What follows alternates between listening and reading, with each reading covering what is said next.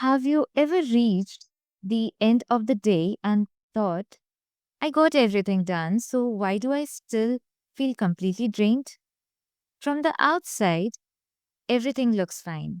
You are meeting deadlines, showing up for people, keeping all the plates spinning, but inside, you are running on empty. And after a while, you start wondering if constantly pushing through is really the same thing as living well. That's what we are talking about today.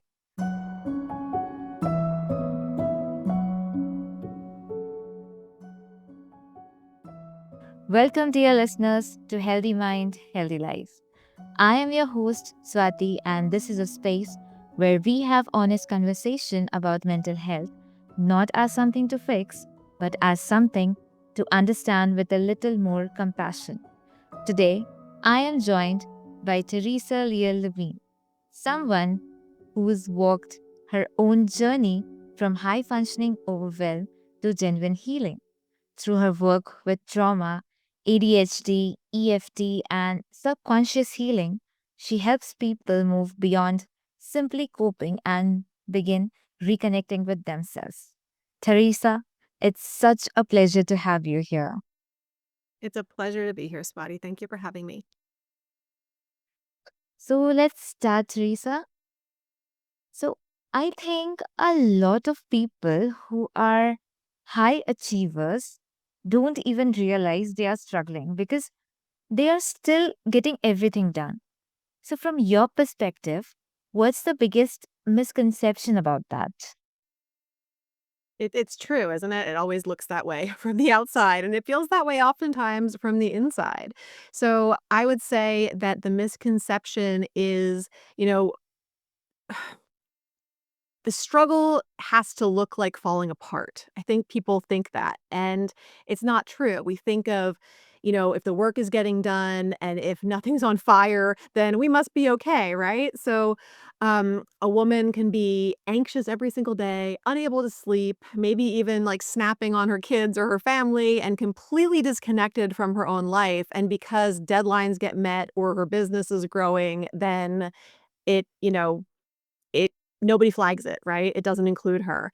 And I think that's the biggest misconception. And I think there's another misconception too, and that is that achievement is proof that we're okay.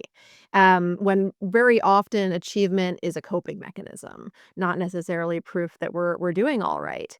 And we can be very hypervigilant, have a very hypervigilant nervous system that learns to kind of outrun the discomfort of staying busy and staying useful. And that can work for us for a really long time until it doesn't.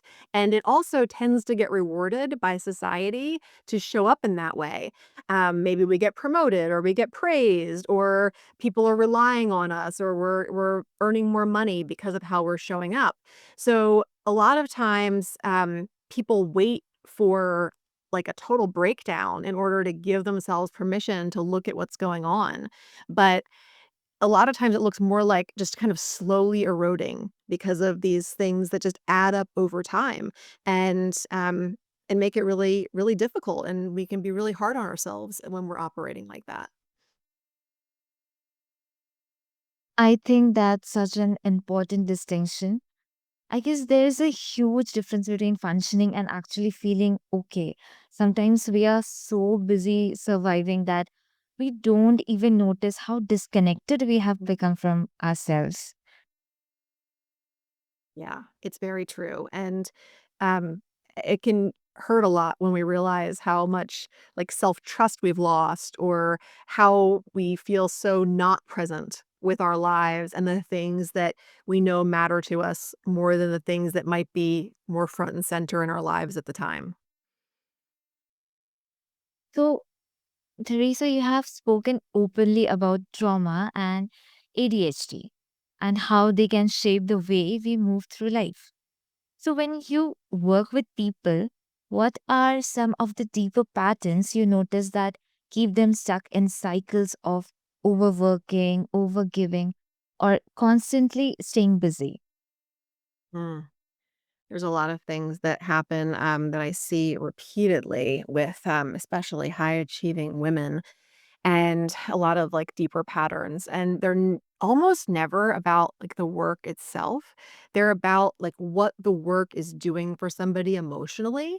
So the first is that worth gets tied to output really early in their lives. Maybe somewhere along the way, being helpful or capable is what got the love or attention for that person. And therefore, it's also tied to their sense of safety. And then as they get older, that lesson didn't really update for them. So, like the body and the nervous system still hold on to it. And that also means that like rest feels like it's risky. And it feels like we always have to be doing and producing and high achieving. The other thing is that just being busy um, is doing a job, right? So constant motion is like very effective way to stay ahead of the things that we feel or the things that we don't have capacity to feel. If you never actually sit down or sit still, then you really don't have to notice the grief or the anger or the loneliness underneath. And especially with ADHD, where stimulation regulates you. So staying busy can feel really good and really productive at the same time, which makes it, like, really hard to see it for what it is. And then I would also say that overgiving has become a protection strategy for a lot of the people that I see, in my work. The idea that, if I'm indispensable, then I'm safe. And if I can meet a need before somebody even tells me that it's a need, before they even speak it, then nobody's gonna be upset with me. And that's usually an adaptation that comes from childhood, often, like, from a home when somebody was you were experiencing somebody that was unpredictable. And then it becomes this programming and this conditioning in us that is still there decades later, in our business or in our marriages or raising our children, and we just don't need it there anymore. So those are definitely some of the layers that I see quite often. That makes so much sense. So let's make this little practical. For someone listening who is beginning to wonder if they are running or on empty, what are some of the small signs they might notice in everyday life? Yeah, and it's a great question because, like I was saying before, a lot of times you don't really notice until it's, like, almost too late, and I would say that's why they get dismissed, right? So, I notice a lot of people have, like, a Sunday night dread that doesn't, like, match like, the work that's coming on Monday, right? Also, like, when you have rest and it doesn't restore you, like, maybe you are getting 8 hours of sleep and you're waking up and feeling like you definitely didn't. Irritability can be another big sign, especially if you're getting irritated with things that really shouldn't be a big deal, and with the people that are generally the closest to you, because they're always gonna be the safest people for you to be irritable with, the least likely to, hold it against you super long term or anything like that. Um, and then I would say, like, not being able to sit still without, reaching for your phone, something to kind of occupy you and keep you busy. Like, when you can't just be still, a lot of times that's going to be a sign also. Or, another good one is when you finish something that should be really significant and you don't feel anything.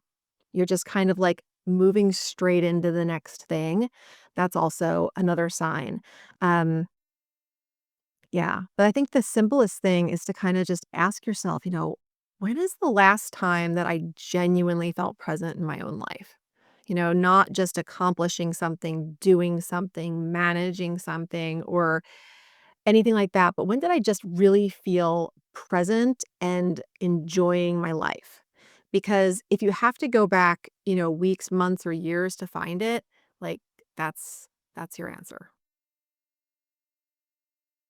And once when they recognize those signs, what's one small thing they can do that creates a little more space without feeling like another task on the to do list? Yeah, the to-do list gets really long, and then it doesn't feel like things that you wanna do. I mean, it sounds super simple and probably too simple to matter, but pausing is huge. And I have found that to be the thing that changes the most. When you notice that you are about to just move on to the next thing, stop for 30 seconds even. Feet on the floor, nice deep breath, maybe an exhale that's longer than your inhale, and just ask yourself, like, what do I really need right now? What is my body asking for? What do I need? Not what's next. What do I need? And that simple thing can make a huge difference because when we're running in a really activated state, we're moving from one thing to the next without ever returning to neutral. So the whole day is just stacking up every single day, and things are just getting layered on top, one on top of the next. And so a 30-second pause, even if it's that short, is a pattern interrupt. It interrupts that stacking. It's not about like a relaxation break, it's just about like giving your nervous system a moment where it has some choice instead of this autopilot that stacks throughout your day. And I always I'll tell people the first few times that you do something like that, you'll probably feel resistance to doing it. And you'll probably also notice that it feels really uncomfortable just to sit still and ask yourself what you need for 30 seconds. But that actual discomfort and that resistance is data. It's really important information. And it's showing you just how far from neutral you've been operating. I love that because it feels so approachable. Healing doesn't always begin with a huge breakthrough. Sometimes Right. it begins with a single pause, just noticing what's happening without immediately trying to fix it. So Like, you work, yeah. So you work with EFT, hypnotherapy, and some and subconscious healing. For someone who is completely new to those approaches, what does it actually mean to work with the subconscious, and why can that be so powerful? yeah, it's It's really important work that I think most people don't understand how important it is because we're so used to working with the conscious mind on so many things. So here's kind of like the simplest way that I explain it. About 95% of what we do in a day is automatic. We're just running on programming, we're running on conditioning, and it's stuff that we didn't even consciously choose. It got installed when we were so young, a lot of times, like, before the age of 10, and we were essentially in this suggestible state, absorbing everything around us with no ability to question it. And whether that's how, like, we learn to, like, if it's safe to, like, speak up in a certain situation, or how much rest we're allowed to have, or what happens when we need something from somebody, all of that stuff got wired in when we were really young. So when we work with the subconscious, it's not about putting something new into you. It's usually about interrupting something that's already been running for a really long time. So I say this to people all the time because people are kind of like, "Oh, I don't know about hypnosis. I don't know if I want to be hypnotized." The thing is, you're already hypnotized. The question is just like, by what? So if you've ever caught yourself saying like, "Oh, I don't know why I keep doing this," that's exactly what you're describing. You're watching a program run that you can't reach with logic or with the conscious mind. So that's why subconscious work is so incredibly important. And it's also why so many really capable and self-aware people stay stuck because they've done therapy, oftentimes conscious mind, talk therapy, they've read books, they understand their childhood, even their patterns really well, and yet they're still defaulting to these same patterns every time that they're under pressure. Because when we have insight, that's conscious. But the pattern, it lives where the behavior is automatic. So understanding why you people please doesn't stop you from people pleasing. You have to reach the level where the response is actually stored, and that is the subconscious mind. So when I work with, EFT tapping also, that's where we get to, use the nervous system and the subconscious and be able to, give our body some physical input at the same time as we're kind of bringing up this physical sensation or this physical uncomfortable thing that's happening. And your system gets to experience the emotion without going into like full alarm. We get to bring down the fight or flight response and also our stress hormones while we work on anything that you can feel, whether that's physical, emotional, spiritual, or mental, using EFT tapping. So that's one side of it. And then the hypnotherapy is like the focused, relaxed state where the usual critical kind of filter softens so that we can go in to where a belief got created and set, and we can give your body and your mind a new reference point. So I think a lot of people have misconceptions about hypnotherapy, but it's really just a heightened state of awareness, and all hypnosis is self hypnosis. So you're always in control. That's really powerful. So, Teresa, as we know, healing is isn't a straight line. There are always moments when old habits come back or life becomes overwhelming again. So how do you help people move through those setbacks without feeling like they have lost all the progress they have made? That's a good question. And healing is definitely not linear. Um, so when we're looking at that, it's important because like the backslide is part of how it works. It's not necessarily evidence that something's not working. And I think that gets overlooked a lot because when you're starting to try to change a pattern, the old one doesn't just, like, move aside. A lot of times, it'll actually kind of get louder at first because your system's trying to kind of pull you back to what was familiar and what you were used to doing for a really long time. And familiar always feels safer to your body and your mind, even if the familiar thing is the thing that was hurting you or the thing that you wanted to change. So, there's kind of like a phase in the middle of change where the old identity isn't really, like, running everything anymore, but the new one is also not really well integrated yet and established, and that middle is genuinely uncomfortable for a lot of people, and a lot of people will quit there because they read that discomfort, as proof that something wrong is happening. Usually it's proof that they're actually, like, making progress. It's awkward in the middle.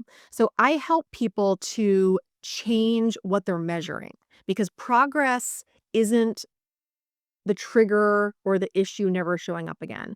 Progress is like that same trigger showing up and then you recovering maybe in 20 minutes instead of 3 days. It's catching yourself in the middle of a pattern instead of realizing it the next day, or noticing like the urge to do something and having choice and agency, um, even if you don't take the better option at that time. Those are things that are real wins. And a lot of times people blow right past those things because they're waiting for a pattern to disappear completely and they're waiting to feel comfortable. And that's a big reason I think that this work is also best not done alone. Because when you're in that middle stretch, you genuinely cannot see your own progress. And it's hard to see your own blind spots too. And that's what I think community and coaching are so valuable because they hold the perspective that you temporarily don't have access to, um, because you're never really back at square one. Like, you're always moving forward, you're always making progress, and sometimes it's just really hard to see it because of whatever it is that you're in the middle of and not yet on the other side of. I think that's such a compassionate way of looking at it. Healing isn't about getting everything right. It's about continuing to show up for yourself even on the difficult days. Maybe that's what real progress looks like. Not perfection, but persistence. So, Teresa, what's that one advice you want to give to our listeners? I feel like maybe you just gave it in what you just said. But that's, gosh, what is one thing I'd love them to walk away with? I would say, like, if I had to pick one thing, Swati, it's to start paying attention, right? To like what you're achieving from that place that you're achieving from, not actually what you're achieving, but the place you're achieving from. Because inspiration and urgency sometimes end up feeling really identical when you're a high achiever, and they can both feel like you're being driven, but they both get you moving, but one of them is expanding you while the other one is slowly emptying you out and is much more contractive. And I think that most of us were never actually taught to feel the difference. So I think that's what I would invite people into is to really, notice like before you say yes to the next thing, before you like push through another time, pause long enough to notice which one of those things is driving you. Is it inspiration or is it urgency? And if it's urgency, that doesn't also necessarily mean that it's a reason to stop. It's just a reason to regulate and get a little bit more in touch with yourself before you act, to be able to come back to neutral first and then decide. Because you will make a different choice from that place almost every time. Thank you so much, Teresa, for sharing your insights and your wisdom with us today.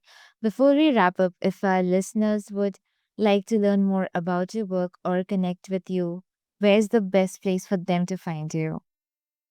Yeah, I mean, I know a lot of people are always listening on the run, so Googling my name, Theresa Lear Levine, is a great way to find resources. My website is super simple also. It's my name, teresalearlevine.com.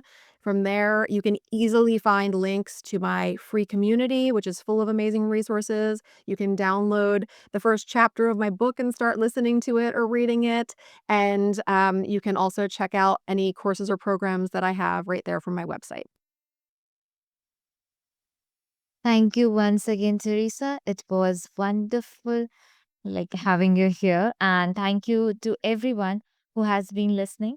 If there is one thing I hope you take away from this conversation is that feeling exhausted doesn't mean you have failed. Sometimes it's simply your mind and your body asking you to slow down and pay attention. Healing doesn't begin when you have all the answers. It begins the moment you decide you are worth listening to. I am Swati, and this has been Healthy Mind, Healthy Life. Until next time, take good care of yourself.